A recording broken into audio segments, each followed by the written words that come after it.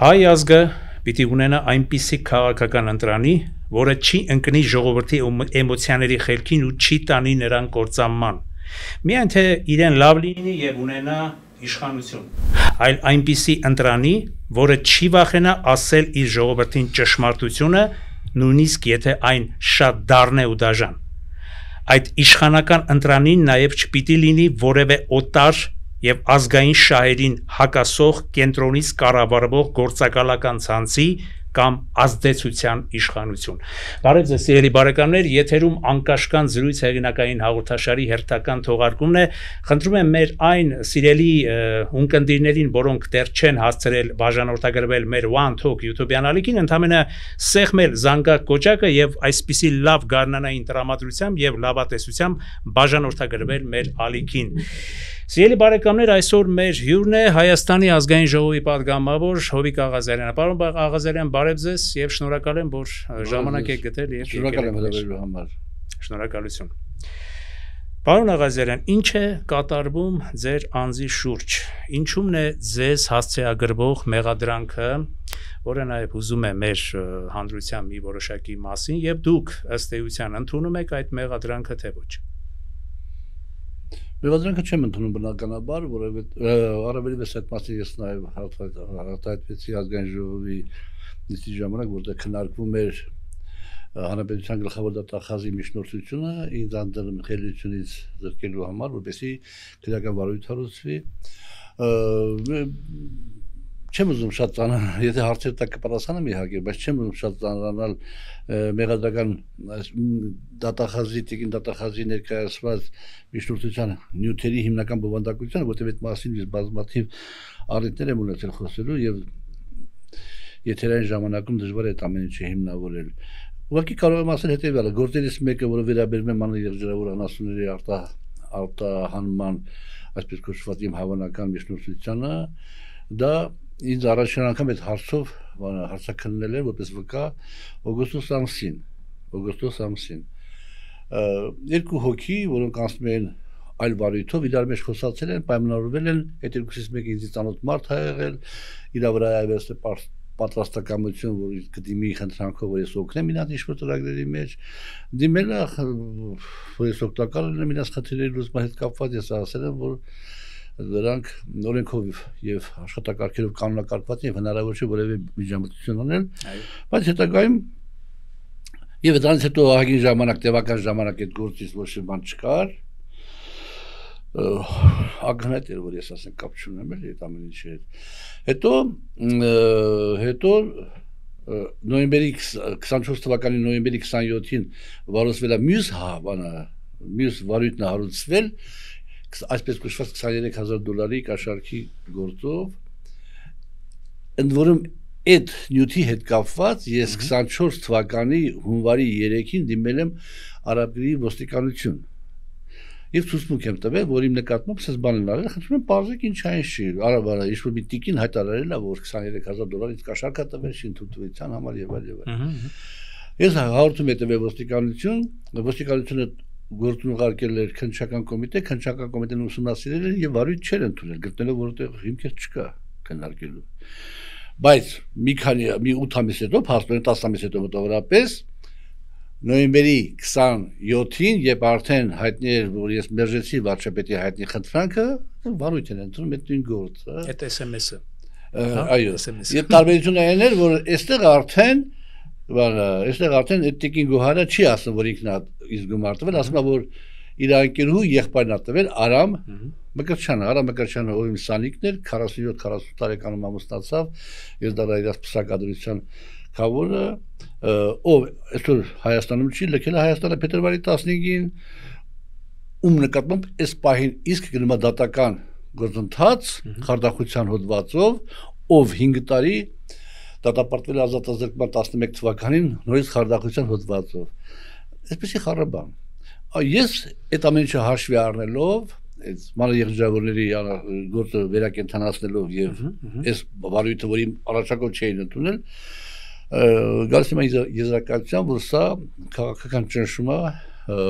որ ես մերժել եմ վարչապետի խնդրանքը եւ հետեւաբար վարչապետի հայտնի ելույթի հիման վրա ազգային ժողովում որ բոլոր գործիքակազմերը պետք է օգտագործվեն որպեսզի այս բարոյականության տեր մարդը զրկվի մանդատից եւ հիմա կատարվում է հրահանգը եւ Տիկին Դատախազը ամեն ինչ անում էր այդ լույսի ներքո Ձեր խոսքից մի տեսակ բանը մտաբերեցի Վիշինսկու այդ երեակները Ստալինյան ժամանակների քիչ մնաց այդ բանը չգիտեմ ինչ այդ ասոցիացիան եկավ ինչա դա ըստ ձեզ այդ Վիշինսկու այդ երեակների այսպես հաշվեհարդարների մթնոլորտի վերականգնում Հայաստանում թե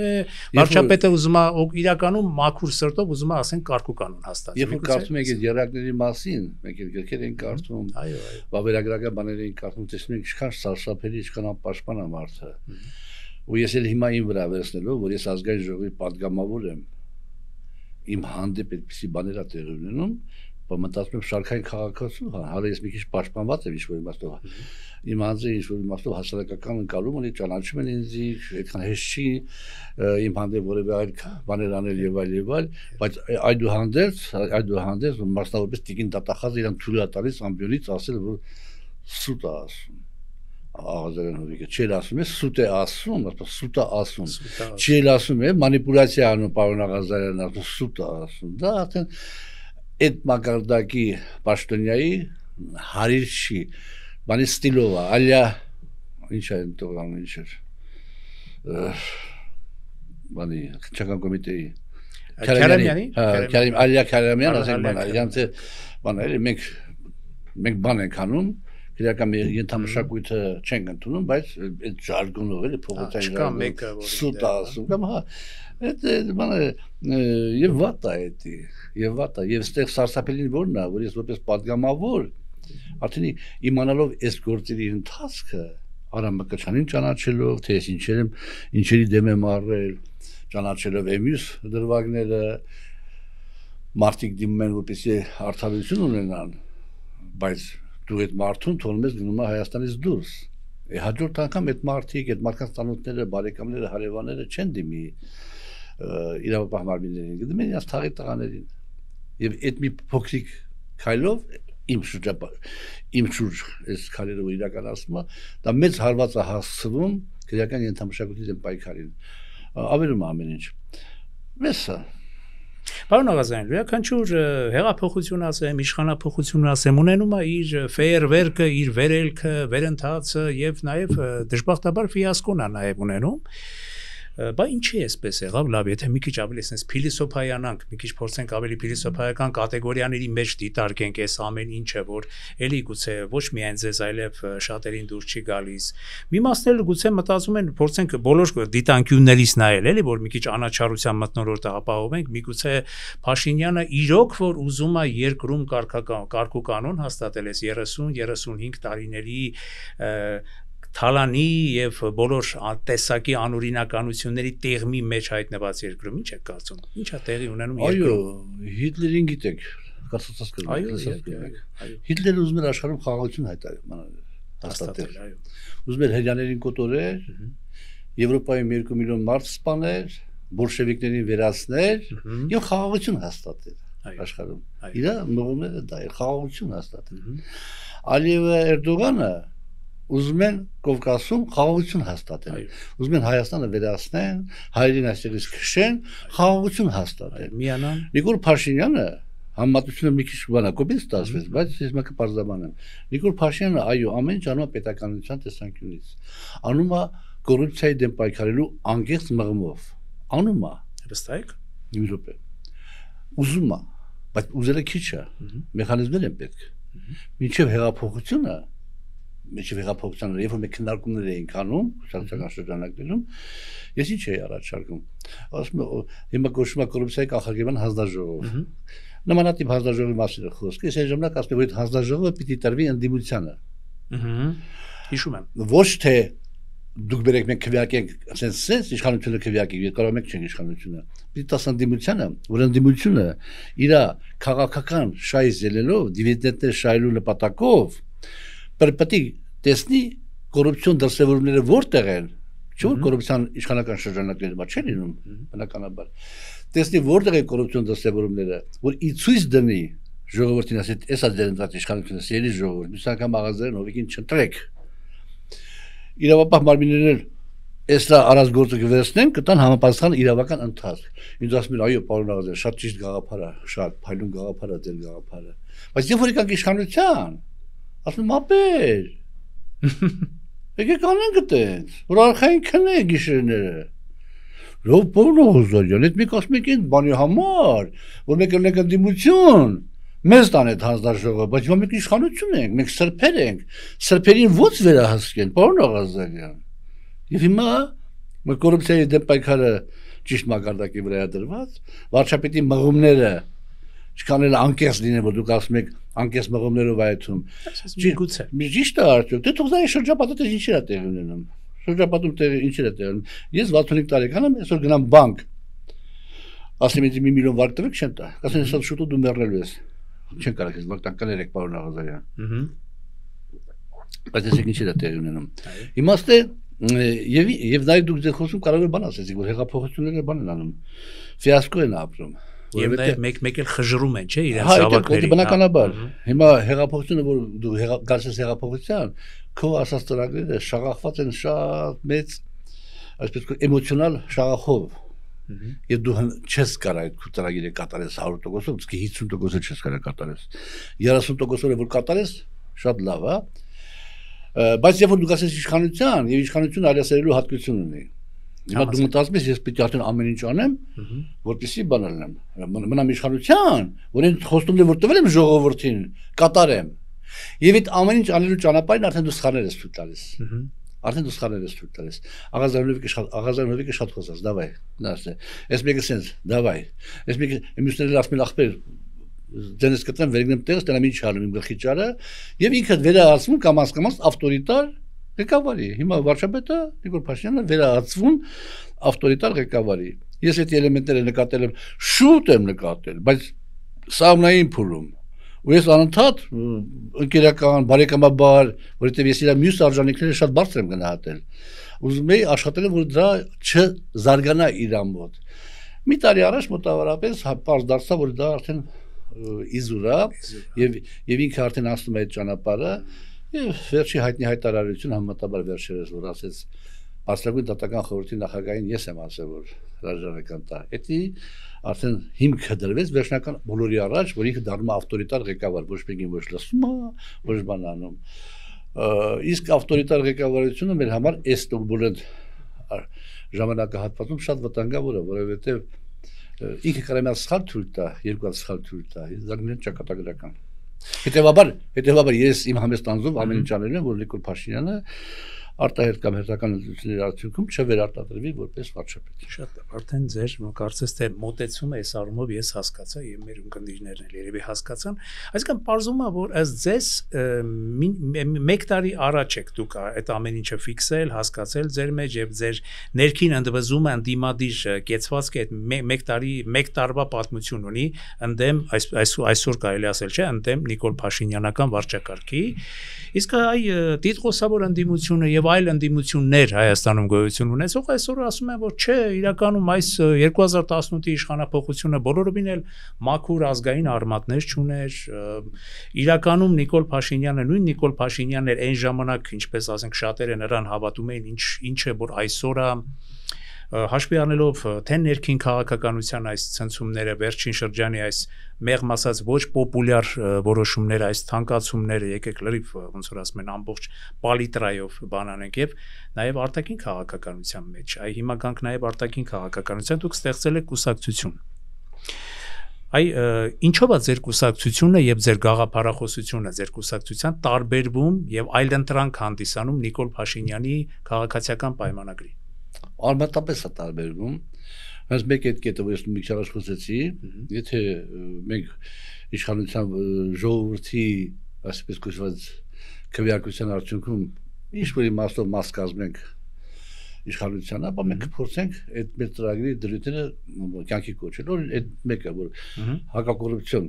կոռուպցիա կանխարգելման հանձնաժողովը պետք է տրվի ընդդիմությանը մեկ վերստուգիչ պալատը պետք է հաշվի քննիչ պալատը պետք է տրվի ընդդիմությանը երկու շուկայի վերահսկողության բանը կոմիտեն պետք է տրվի ընդդիմությանը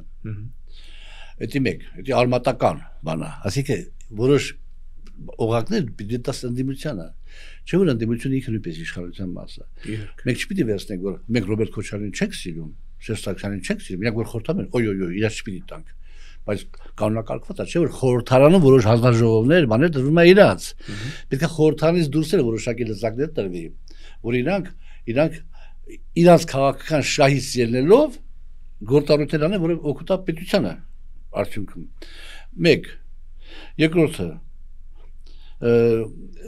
այս թալանը որ մենք ասում ենք թալան, չէ՞։ Այո։ Մենք առաջարկում ենք որ ոչ թե գնանք տեսնենք թե Աղազարյան Հովիկը ինչ ունի, ու մանով ագերել, ու մանով չի գրել եւ այլ։ Մենք այդ մենք կոնկրետ օբյեկտի հետևից, այդ մենք կանգնում ենք կոնկրետ հյուրանոցի մոտ, ասում ենք կանչեք այս հյուրանոցի տիրոջը։ Հյուրանոցի տերը գալիս է, սիրունատես, մի 40-45 տարեկան կին։ Այո։ Բարև ձեզ։ Ձերն է հյուրանոցը, այո։ Բա մենք մի կողմ հարց ունենք եւ մի խնդրանք։ Հարցերը կտան խնդրանքները հետեւյալն է, այսօր երեկոյան դուք պետք է Պետրոսի մոտ հյուր գնաք Ղազարյան Պետրոսի մոտ եւ ներկայացնեք ձեր հաջողության բանալին, որպեսզի որ դուք 20 տարի առաջ սկսել եք այս բիզնեսը, իմ 22-23 տարեկան աղջնակ եք եղել։ Մենք լիքը ձեր աղջնակներ ունենք, թող սլայն ձեզ սովորեն եւ իրանք էլ բան հաջողակ բիզնեսմեն դառնան։ Այդ մի խնդրանք է։ Հիմա երկու հարց ունենք մենք ձեզ։ Որտեղից ձեզ փող, որ այս հյուրանոցը սարքել եք, $15 միլիոն, եւ այս 20 տարվա ընթացքում դուք $20 միլիոն փող եք աշխատել, հաշվի առնելով ձեր օրինական մուծած հարկերը, հալալա ձեզ, դուք հերոս եք, գիտեք, չէ՞ որ մեր հարկ վճարողը հերոս է, դուք հերոսուհի եք, այդքան հարկ եք վճարել, եւ այդ հարկերի հաշվարկով մենք ասենք եզրակացության, որ դուք $20 միլիոն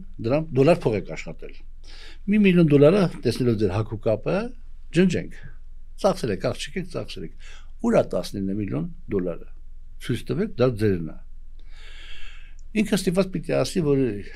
կներեք այդ փողերը ես տվել եմ Աղազարյան Հովիկին։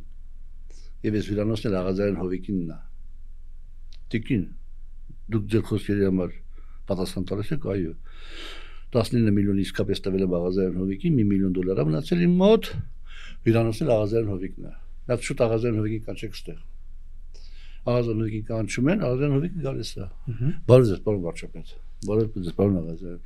Այս տիկին ասում որ այս հյուրանոցը ձերն է։ Այս տիկինը շանտաժ է։ Պարոն Աղազարյան, այս հյուրանոցը ձերը չի։ Չէ, տիկին այս հյուրանոցը ձերը չի։ Չէ, դու պետությանն է։ Ինչ եք ընկել ինչերի հետևից։ Տարիներով քննում եք, թե որտեղ չի եւ այլ։ Այդ հարցը, այդ էլի մի օրինակ, արմատական է տարբերվում։ Այո։ Սփյուռքի հետ կապված հարցը։ Մի անգամ, երբ որ մենք ծրագիր ենք քննարկում, ասացի պարոն վարչապետ, կարաք ցույց տաք Սփյուռքի հատվածի մեր ծրագրի եւ հանրապետական գուսակցության Սփյուռքի հատվածի ծրագրի տարբերությունը։ Կարաք ցույց տաք։ Չկա տարբերություն ըստ էության։ Բայց որ չկա տարբերություն ըստ էության 20 տարի արել են չի եղել ոչ մի բան արդյունք չի եղել։ Հիմա նույնիսկ վետում ենք։ Խի պիտի արդյունք տա։ Ինչ ենք առաջարկում։ Առաջարկում ենք երկպալատանի խորհրդարանական համակարգ։ Այս պալատը որ կա ստորին պալատ, մի հատ էլ վերին պալատ, որը պիտի ձևավորվի ողջ աշխարհի հայությունից, կեսը Հայաստանից, կեսն էլ Ռուսաստան, Ամերիկա, Եվրոպա եւ այլ, որ ամբողջ աշխարհի հայությունը իր թերերով կապված լինի, վերահսկողական նաեւ ձևերով կապված է պետությանը եւ համախմբված արի։ Այդ էլ տարբերությունը։ Այսինքն շատ օրինակներ կան, որ մենք ունենք շատ տարբերություններ։ Երկար ժամանակապետությունից այդ ամեն ինչը մեկնաբանելու համար դպրոցի տնօրենների հարցը, այս սուտի կեղծ նշանակումները, որ ասում գնամ մի զարգացման ծրագիր բեր։ Ատեստավորում ընդունում եք ճիշտ է։ Մի րոպե, նա զարգացման ծրագիր բեր, զարգացման ծրագիր խեժ տեխնատու նստում ա գրում ա բաման այդ ամեն չի հաստատվում։ Հենց այդ մա ինտերնետից առնում ա, որ այդ որ գրել են ինտերնետ են գցել այդ մարդիկ որոնք ստուգում են այդ ամեն ինչը, անմիջապես այդ ծրագիրը հաստատվում է։ Սխալ է դա։ Ես եմ համայնքի ղեկավար ընտրվել։ Всё, ես եմ նշանակում տնօրենին։ Այսինքն 2 տարի առաջվա տնօրենի նշանակված տնօրեն չեմ հանում բնականաբար, բայց իմ ժամանակահատվածում եթե լրանում է ժամանակը կամ նույնի նշանակում եմ կամ ուրիշին եմ նշանակում։ Թող իշխանությունը նշանակի, ընտրված իշխանությունը նշանակի։ Ինքը պատասխան տա։ Դու ինքը չի ուզում ճիշտ տնօրեն լինի, որ իր անունն էլ է, չէ՞, վերջին հաշվով, իր կուսակցության անունն է, լավ կաշխատեմ։ Այդ օրինակ ստեղել ենք մեկ բան անում։ Ատեստավորման համակարգը կարող է կարևոր է, բայց ես դա չի համարի, որ կրթությանը լուրջ ազդեցություն ունեցող բան է։ Պետքա կշռվի, պետքա չափվի արդյունքով։ Այսինքն պետք է համակարգ ստեղծվեր, որ այն ուսուցիչը, ինչ-որ չափորոշիչներ, երեխեքի արտադրության գիտական գիտելիքների արտադրության գործում այս չափորոշիչներից անցնա, ուրեմն 2-3 տարեկան կտրվածքով անգամ ավելի թու աշխատավարձ ստանա։ Ոչ թե բանը։ Մենք հիմա ասում ենք տիկին նախարար։ Կարակ, քանի տարի դուք ելնեք նախարար իրար հետևից, որ մենք մի հատ շրջանավարտ ունենանք, որ առանց ռեպետիտորի հետ կրկնությունից պարապելու գնա եւ ընդունի բարձրագույն ուսումնական հաստատություն։ Մենք հիմա ունենք, պարոն Աղազարյան, ես ձեզ հետ ծանոթացնեմ, ոչ ծանոթացել չկային։ Եվ հետաքրքիր կլիներ, որ մի 5 հոգու 10 հոգու ծանոթացնել, եւ դա կլիներ արգումենտ։ Կրթության մակարդակը մեր ոչ շատ ցածր է, շատ անորակ է, շատ անհեռանկար է։ Այս շատ ուրախ եմ, որ այսպես թիրախային մոտեցումներով են գնում, որովհետև մեր ունկնդիրը ես կարծում եմ, որ շատ ու շատ զրուցակիցներ եւ շատ ու շատ այսպես քաղաքական դեմքեր գալիս են, պարզապես խոսում են, պարզապես քննադատում են, չեմ ուզում որևէ մեկին վիրավորել, անվանարկել, բայց ես ուզում եմ, որ մեր հաղորդաշարում հնչեն թիրախային մոտեցումներ, շատ ուրախ եմ, որ դու կարծես լավ մատնանշումներ եք անում, տարբերություններ, որպեսզի մեր ունկնդիրը, մեր ապագա ընտրող ունկնդիրը հասկանա, թե որն է ձեր կուսակցության տարբերությունը ԿՊ-ից, Դաշնակցությունից, չգիտեմ, հայ կոմկուսից, որը չգիտեմ այսօր լավ կա թե չկա եւ այլն եւ այլն։ Դառնանք մի քիչ էլ այսպես հակիրճ արտաքին քաղաքականության։ Այսօր մենք ապրում ենք ձեզ հետ միասին, եթե կհամաձայնվեք, վտանգված տարածաշրջանում շատ լուրջ սպառնալիքների մեջ ենք մենք։ Երկու հրաշալի հարևաններ ունենալով, չէ՞, Թուրքիա, Ադրբեջան, մեկը մեկից լավը ճակերտների մեջ իհարկե։ Այսօր այդ ձեր կուսակցությունը ինչպիսի արտաքին քաղաքականություն կա բարի գալով իշխանության գլուխ, որ այդ արտաքին մարտահրավերները հնարավորինս չեզոքացվեն։ ԵՄ, Ռուսաստան, Ամերիկա, Իրան, ասած, դե կուսակցության հիմնադրման նախաձեռնողները պարոն Հակոբ Ասլանյանը եւ ես եմ եղել, միասին ենք բանարել, այս հարցի շուրջ մենք դեռ ընդհանուր հայտարարություն ունենք, տարաձայնություններ ունենք, ես տարածաշրջանային ինտեգրացիայի կողմնակից եմ, պարոն Ասլանյանի տեսակետները մի քիչ ուրիշ են, մենք հալա այս հարցի քննարկումը սահմանային փլում է։ Սենց կարամ ասեմ, որպեսզի պատասխանացնեմ ձեր հարցին, որ ասենք թե մինչև մի տարի առաջ ես կիսել եմ մեր արտաքին քաղաքականությունը, գտել եմ, որ ճիշտ է, ճիշտ ճանապարհով եւ այլ, ընդհանուր առմամբ։ Որովհետեւ օրինակ մի տարի առաջ վարչապետն ասում էր մենք Եվրոպայի կմոտիկանանք այնքան, որքանով իրանք թույլ կտան։ Այո, այստեղ շատ կարևոր բան է։ Սա շատ ճիշտ բանաձև է, որի մոմն ընդունելի էր։ Բայց հենց մի տարի առաջ վարչապետը բերեց քննարկման հարց խմբակցությունում, որ Եվրամիություն թեկնածուի դիմում ներկայացնենք։ Առաջի քննարկման ժամանակ միայն ես եղա, որ դեմ եղա։ Մի շաբաթ հետո եղավ երկրորդ քննարկումը, գրեթե բոլորը դեմ եղան, կառավարությունները ներկա, վարչությունները ներկա, կուսակցության բոլորը դեմ եղան։ Այն մարդիկ, որոնք գտնում էին, որ մեր ապագան Եվրոպայի հետ է, իրանք ասին չէ, հիմա ժամանակավրեպ է։ Դաժե այդ մարդիկ այդ ձևի կախարդություն եք։ Ով որ դեմ էր ընդհանրապես դեմ էր, բայց իրանք էլ դեմ եղան, ասեցին ժամանակավրեպ է։ Բայց ոնց էս օրինակիցը բերին այսպես։ Վարչապետը ինչ արեց։ Այդ ավտորիտարիզմը տեղը, ասել, հա, դե լավ ախպեր։ Գնաց խաղացրեց այդ Եվրո քարյակին, քանիսն չեմ անում, այդ Եվրոքվեին, Եվրոքվեն, այո։ Խաղացրեց, վերես թիմին կանգնացրեց փաստի առաջ։ Հո ես եմ վկա, բայց որ արտահոսք չեմ արել, կարևորագույն թեման արտահոսք չեմ արել, բայց ես պարտավոր եմ ասել, որովհետև դուք նայում եք ձեր աշկերտին, դուք ինձ հարց եք տալիս, լուր հարց եք տալիս, ասում եք պարոն Աղազարյան, բայց ինչի ժամանակին չէիք խոսում, հիմա ոչխարների գործը ձեր վրա, $23,000 ձեր վրա, արդեն բլբլում եք, հա, որ յամչետ համար է, նոր դարակում, բայց ես խոսել եմ, խոսել եմ դեմ եմ եղել։ Եվ այն արգումենտները, որ այն ժամանակ բերվում էին ասում ժամանակավրեպա, այդ արգումենտները 10 անգամ ավելի խորացել են։ Ոչ թե թեթևացել են, խորացել են, որ մեր կալես Եվրոպայի կներեք այս կապիկությունը, դա շատ սխալ։ Այ ասում են կապիկություն, հասկացանք, դա ձեր տեսակետն է, բայց այդ տեսեք տարբերությունը հասկանանք, էլի, ասելա վարչապետը միանում մոտենում ենք Եվրոպայում այնքանով, որ Եվրոպան։ Որ խելքը գլխի մարդնա դեմ, որ եվրոպական բոլոր երկրների հետ էլ ունենանք նորմալ դեռ ավելի շատ ջերմ հարաբերություններ։ Բայց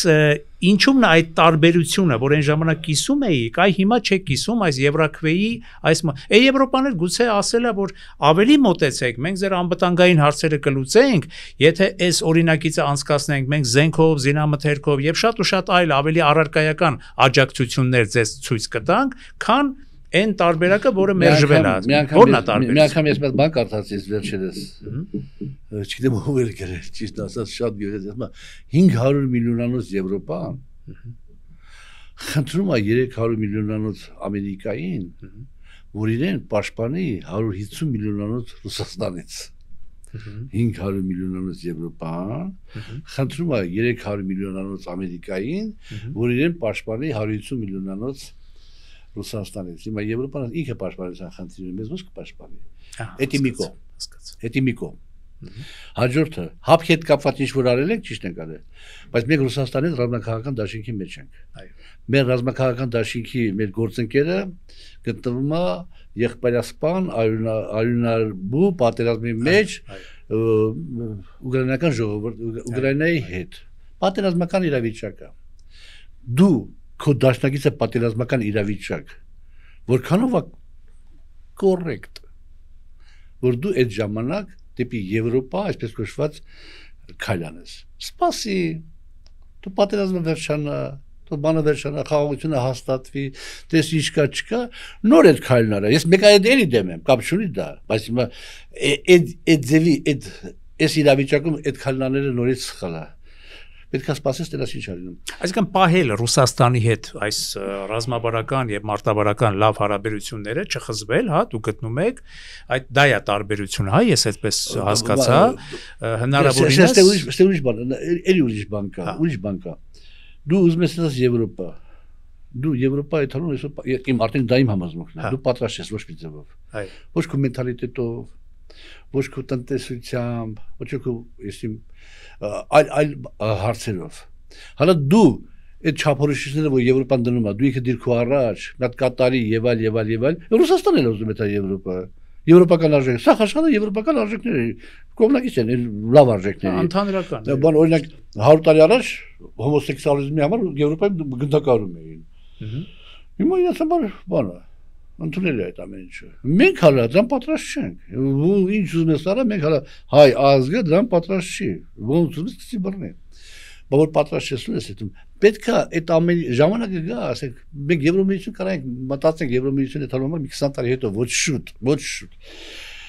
Հիմա այդ ամեն ինչը գտնում որ սխալ է։ Տնտեսության հարցը։ Քո տնտեսությունը շատ սերտաճած է Ռուսաստանի տնտեսության հետ։ Եվ եթե դու կարողանաս եթե հաջող ես թեկվես դեպի Եվրոպա, քեզ մի 10 տարի տարեկան $2 միլիարդ փող է պետք։ Օթից գա, ոչ թե տոկոսով, պարտքով, այլ պիտի գա, այդ փողը դու ծախսես, որ էլի կարողանաս հաջող ես, հələ հաջող ես թե չէ,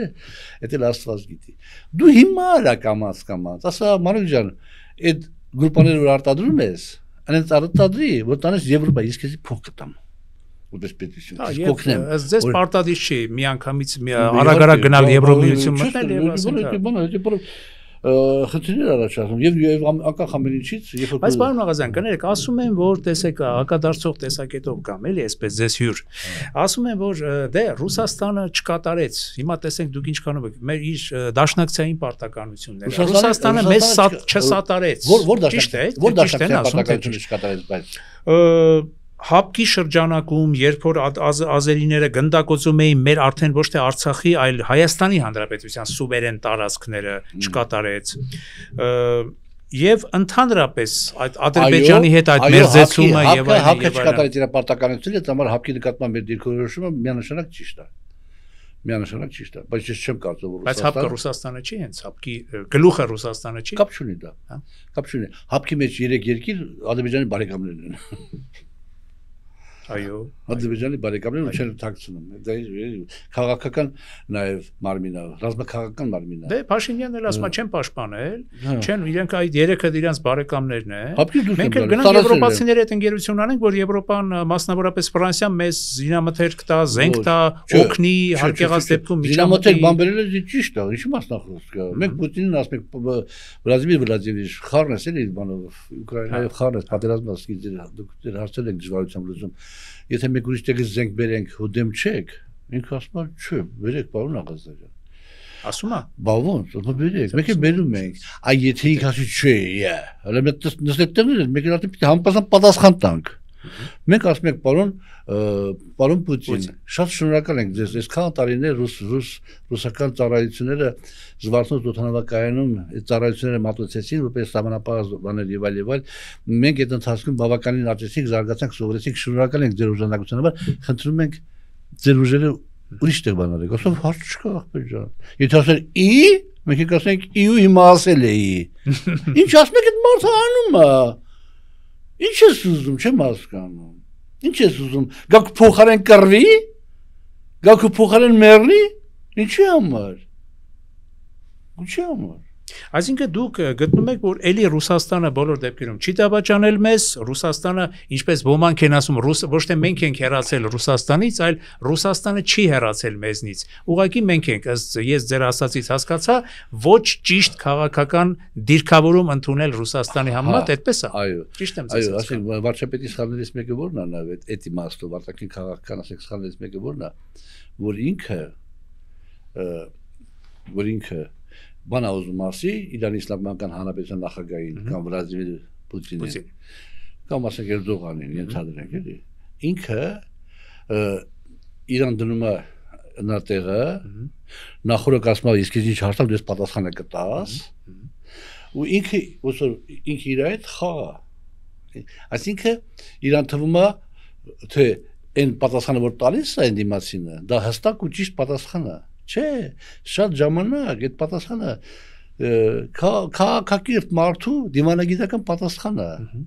Դու ասես եթե ես առավոտը բան խմեմ, գարեջուր խմեմ, որ ձեզ չի ներասնի։ Օրինակ իմար Իրանի Իսլամական Հանրապետության նախագահն չի կարելի բան ասել, որովհետև իր ասած բանը ընդունված չի։ Սուխոյ закон։ Ասես եթե ես առավոտը մի շիշ գարեջուր խմեմ, հո դա ձեզ չի ներասնի, պարոն նախագահ։ Ինքը պիտի ասի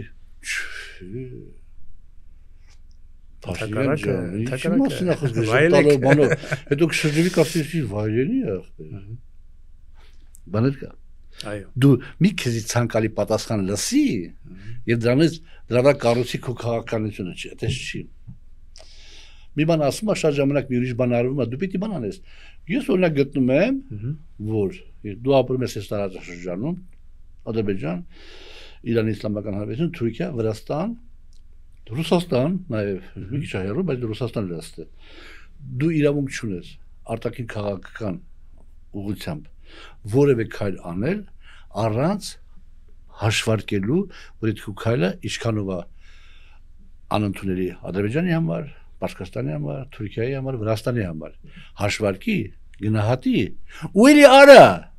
բայց դու չես կարող հաշվի չառնես իրաց գոյությունը ստե։ Քո հազարտակին քաղաքականության այսպես կոչված այս կամ այն թեզը առաջ տանելու դու անպայման պիտի հաշվի առնես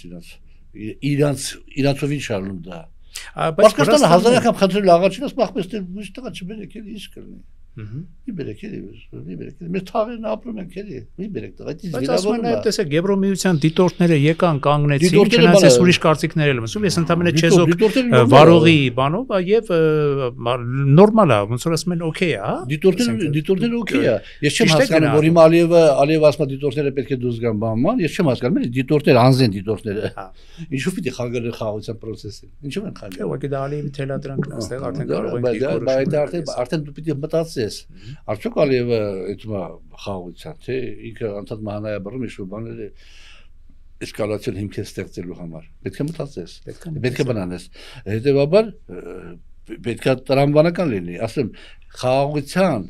մեր կողմից խաղաղության գործընթացը ինքնին ավելի կարևոր ու քան այդ փաստաթուղթը որ պիտի ստորագրվի որովհետև այդ փաստաթուղթը վերջին հաշվով ոչինչ չի նշանակելու իսկ այս գործընթացը որ ամբողջ աշխարհը հասկացավ որ Հայաստանը իրապես ձգտում է խաղաղության որովհետև ինքը շահառու է եւ ամենաշահագրգռվածն է սա արդեն աշխարհը գիտի սա արդեն ձեռք բերում է el pechi asel aristoragen գգա չկա դե ջանդամից կա գյորից գա ու մտը պայման չդնի աշխարհը գիտի որ չսրենք չէ այդպես ինչպես ասում են կարմիր գույն ցույց չտանք չէ այդպես էր ասում չսրենք որ էսկալացիա չլինի որ ստորագրի ճիշտ է բա ոնց պիտի արվի Էջևի չի ես նորից եմ ասում գործընթացը ինքը ավելի կարևոր էր որ արվեց հաջողությամբ քան այդ փաստաթուղթը ստորագրելը փաստաթուղթը այսօր կստորագրի վաղ ինքը գարձակվի հազարատ պատճառ կբռնի եւ ինչ պիտի անել ասես պետք է արդեն բան անել եթե ինքը մտ լրացուցիչ պահանջ դնի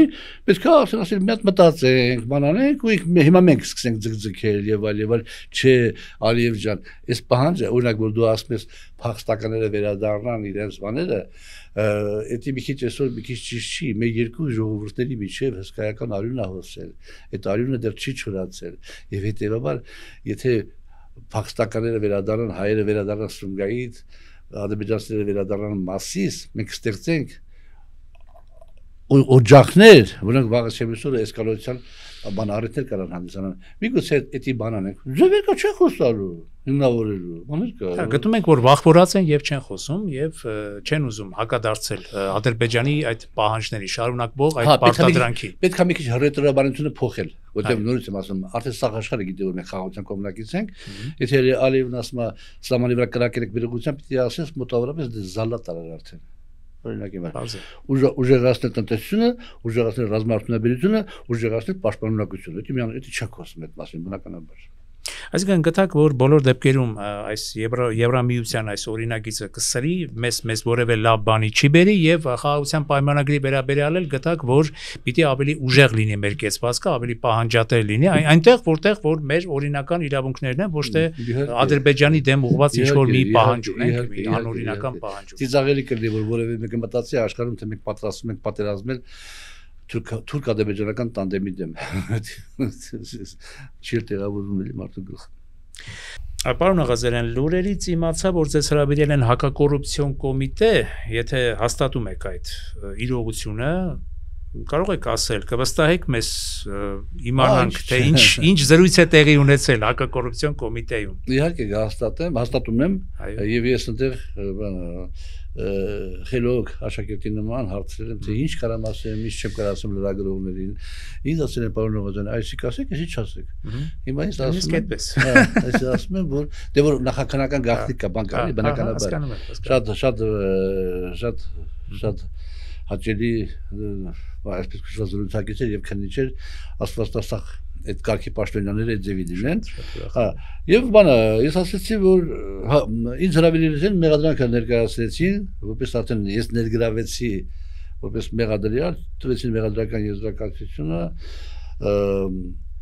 եւ խափանամիջոց, որ ես Հայաստանը չլքեմ եւ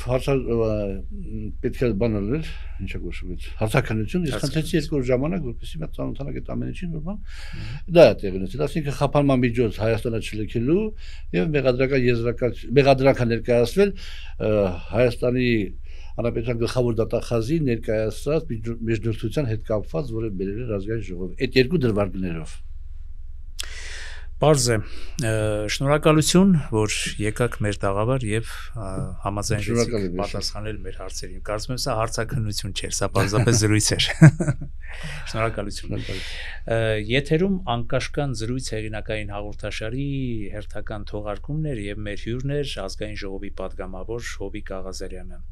Ես դիմում եմ մեր այն սիրելի բարեկամներին, ովքեր դեռ չեն հասցրել բաժանորդագրվել մեր One Talk YouTube-յան ալիքին, խնդրում եմ ձեզ սեղմել զանգակոճակը, բաժանորդագրվել մեր One Talk YouTube-յան ալիքին եւ խրախուսել մեր աշխատանքը։ Ձեզ ամենքիդ ցանկանում եմ գարնանային վառ տրամադրություն եւ անսպառ լավատեսություն։